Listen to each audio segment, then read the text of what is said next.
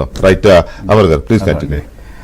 మే 13th రోజు ఆ రోజు రాత్రి ఏదైతే ఎలక్షన్ అయిన విధానం కానీ, ఓటింగ్ పర్సంటేజ్ కానీ, లేదు అని అంటే టీచర్ ఓటింగ్ పర్సంటేజ్ కానీ, లేదంటే ఎన్ఆర్వీస్ ఎన్ఆర్ఐస్ స్వచ్ఛందంగా ఎలా అయితే ఏపీకి వచ్చేసి పరోక్షంగా ప్రత్యక్షంగా ఎలా అయితే పార్టిసిపేట్ చేశారో ఈ విధానాలు అన్నీ గమనించిన తర్వాత లాస్ట్ టైం ఓటింగ్కి తనకు 151 రావటానికి కారణాలకి ఇప్పుడు మనకి ఒక 10 రెట్లు 5 నుంచి 10 రెట్లు ఎక్కువ అనిపించి, అంటే 5 to 10% ఎక్కువ అనిపించి నా మనసులో వచ్చిన ఆలోచన అది 151 ఒక సీట్కి ఎక్కువే కానీ తక్కువ రాదనేది నా ఆలోచన. 151, 152, 153 అనేది.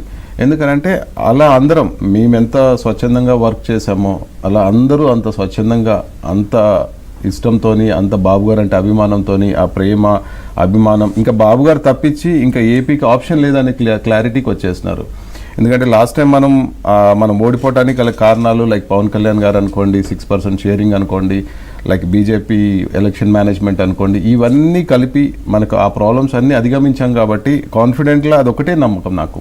151కి వాళ్ళకి ప్రతిపక్ష హోదా కూడా దక్కదనే ఆ రోజు ఆలోచన అండి. ఇంకోటి ఎన్డీఏ కూడా ఏదైతే సెంట్రల్లో కూడా బాబు గారు కింగ్ మేకర్ అవుతారు అనేది ఆ రోజు కూడా మాట్లాడాను. ఎందుకంటే వచ్చే ఏదైతే సెంట్రల్ స్టేట్ ఏదైతే బీజేపీ కానీ కాంగ్రెస్ కానీ అలయన్స్కి వచ్చే ఓట్స్ ఏదైతే ఉన్నాయో టైట్, అది ఎలా ఉంటుందంటే బాబు గారు లేకపోతే ఇంకా అది సిచ్యువేషన్ కష్టం అనే స్టేజ్కి వెళ్ళిపోతుంది అక్కడ అనేది ఆ రోజు కూడా మనం అదే మాట చెప్పామండి. ఈ రోజు కూడా అదే మాట చెప్పాము. ఎందుకంటే బాబు గారు స్వచ్ఛందంగా పాలులాగా ఎంత క్లియర్గా బయటకు వచ్చారో బాబు గారికి ఇది మనం ఇచ్చే కానుకలాగా.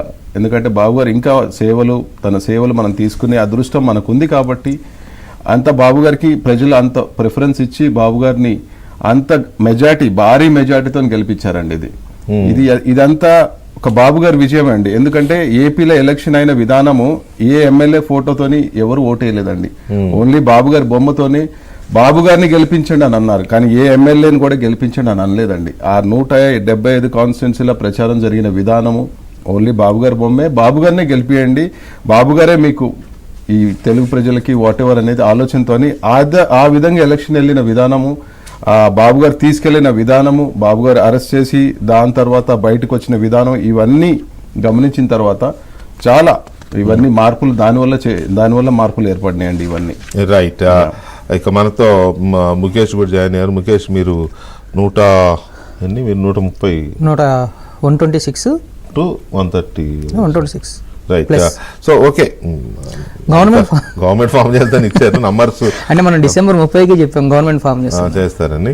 సో ఈ రిజల్ట్స్, ఈ లీడ్స్, ఈ నంబర్స్ చూస్తుంటే ఏమనిపిస్తుంది? ఇది ల్యాండ్ స్లైడ్ విక్టరీస్ కంటే ఇంకేదైనా కొత్త పేర్లు పెట్టాలేమో ఈ రకమైన.